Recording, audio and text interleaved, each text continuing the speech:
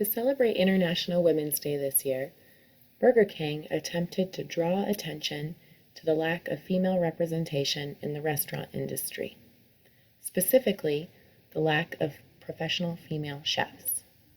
Their approach, however, landed them in a flame-broiled whopper of a disaster.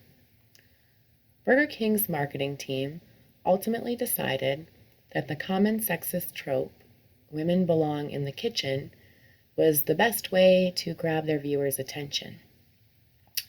On March 8th, International Women's Day, Burger King debuted their latest ad campaign and scholarship program by using this as their tagline in both the New York Times and on Twitter. While the printed version in the New York Times used the line in big bold letters to entice readers, they also followed it up with statistical information about the lack of female representation in the industry, as well as information about their new scholarship program, all on the same page. On the other hand, the same morning, Burger King UK tweeted a single tweet, "Women belong in the kitchen," and did not put any explanatory information in that tweet, but only followed it up with a thread of tweets below with the explanation.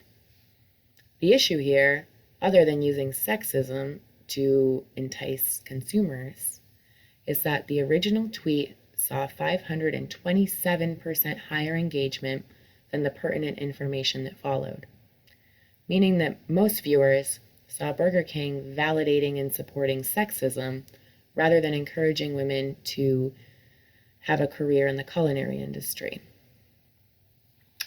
By Monday afternoon, the tweet was taken down, but not after a bunch of back and forth banter between the angry Twitter community and Burger King.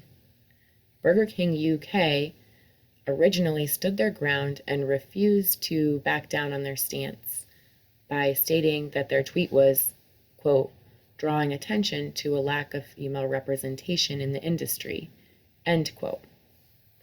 But after negative, sexist, and abusive comments started pouring in on the tweet, it disappeared and an apology was issued.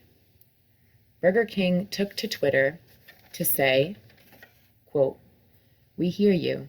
We got our initial tweet wrong and we're sorry. Our aim was to draw attention to the fact that only 20% of professional chefs in the UK are women and help change that by awarding culinary scholarships. We will do better next time." End quote. Burger King also talked to Insider Magazine and apologized for their mistake of not including a full explanation in the original tweet. Although I am glad that this tweet is now off the internet, I'm astounded that it was able to be published in any form at all in the first place. It amazes me that the marketing and review teams of Burger King did not shut this down and felt that this was the best approach to get their point across. It also makes me wonder if there are any women on the divisions of these teams at Burger King at all. Instead of spending the morning trying to defend their position, Burger King should have immediately removed the tweet as soon as negative comments started coming in. Overall, the word poorly comes to mind when I think about how this situation was handled. While the bottom line, lessening gender inequality in the restaurant industry, is an admirable and honorable cause, there was no need to use such a disgusting, sexist trope as misogynistic clickbait. And overall, this was a huge missed opportunity for Burger King to debut their scholarship program, helping equalize restaurants, or HER. Some companies tend to have more cultural influence and focus their marketing efforts on whatever issues the world is facing at the time. Burger King is not one of them, and they have proved that they do not know how to do this in a polite way.